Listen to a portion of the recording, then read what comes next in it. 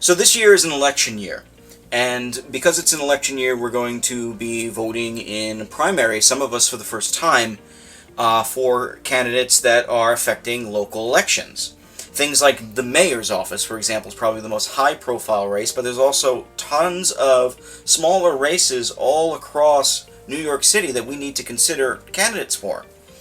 And with the primaries this year, they're doing something new. They introduced a new way to vote.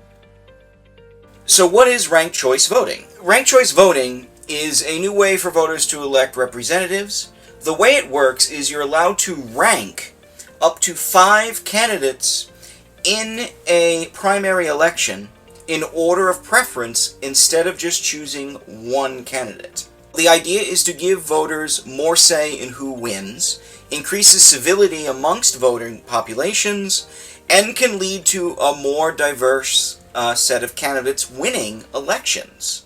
Now, ranked choice voting is something that's not new. Other states have adopted it before.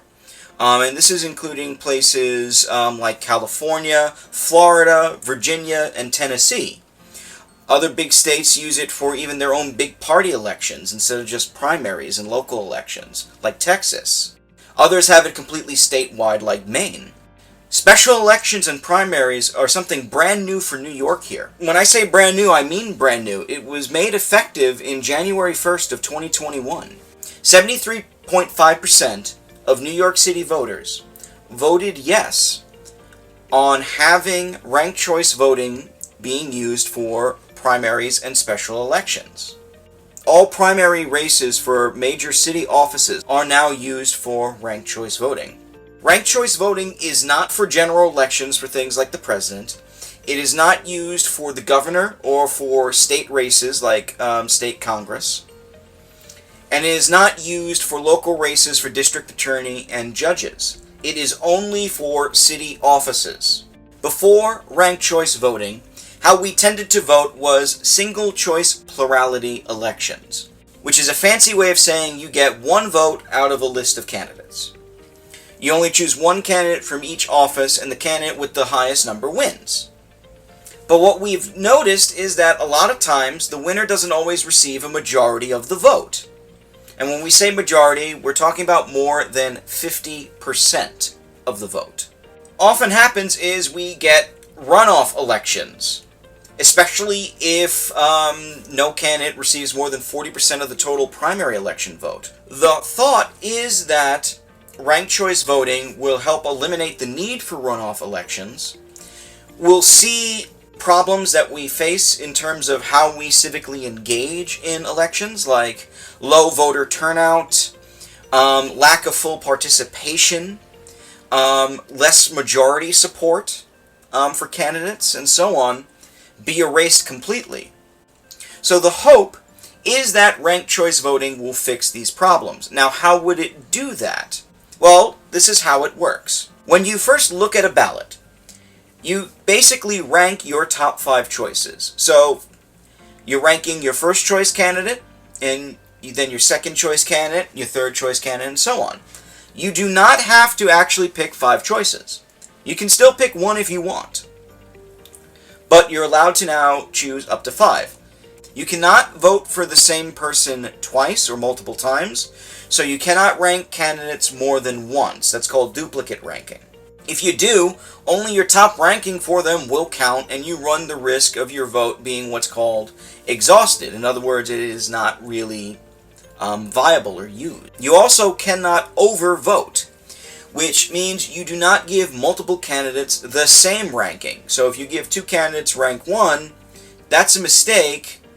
Your vote won't be counted because it's not clear who you intended to vote for. When your votes are counted, all your first choice votes are what are counted. So whichever candidate you decide to rank first will receive your vote for the primary. That means that you're only still voting for one person, technically. And if that person happens to get more than 50% of the first choice votes, congratulations, they win the election. But if your vote is counted and there is no one candidate that has earned more than 50% of the first choice votes, Counting now goes into a round phase. The way the round phase works is that the candidate with the fewest votes is always eliminated first. So let's say there are 4 candidates on the ballot. Candidate A has 27% of the vote, candidate B has 39% of the vote, candidate C has 22% of the vote, and candidate D has 12% of the vote. Let's say your first rank choice vote was candidate D.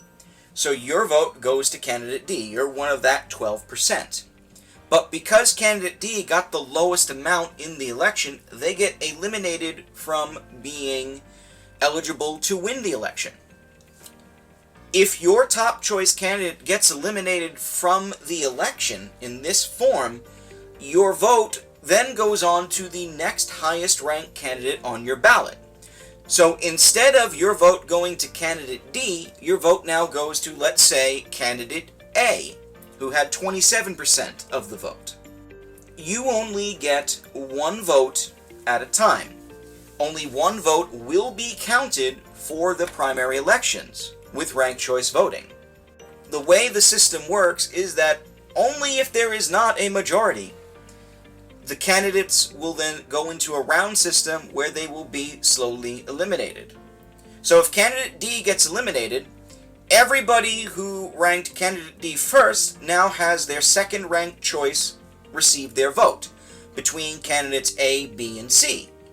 And if there's still not a 50% majority, then it goes into the next round. So let's say candidate C goes from 22% of the vote to only 24% of the vote. Candidate A goes from 27 to 31%, and candidate B goes from 39 to 45%. Candidate C is now the lowest ranked selection. They get eliminated. And then everybody who had candidate C as ranked choice 1 or 2 then moves over to their next ranked choice for 2 or 3. If it's applicable. If they rank candidate D as ranked choice 2, it just moves over to their third choice.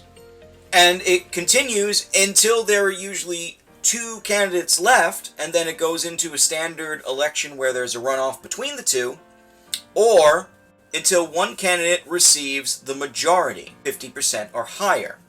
Main takeaways to keep in mind for voters. You can rank up to 5 candidates, but you do not need to rank a total of 5 candidates. If you rank 5 candidates, 5 votes do not get counted. You will always have 1 active vote. You can still vote for just your first choice candidate. However, ranking other candidates does not harm your first choice. Keep that in mind. So ranking multiple candidates does ensure that your vote will go towards your other choices if your top choice is eliminated, giving you more of a say on who will win the primaries.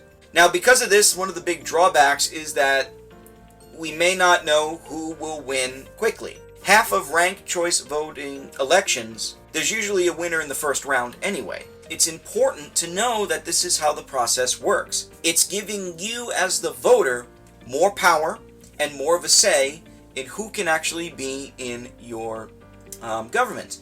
So for primary races like the mayor, city council, and so on, you now have more power and more of a say on who actually can become mayor. The hope is that it allows for a more robust voting system. More people will participate. More people will feel like their vote matters.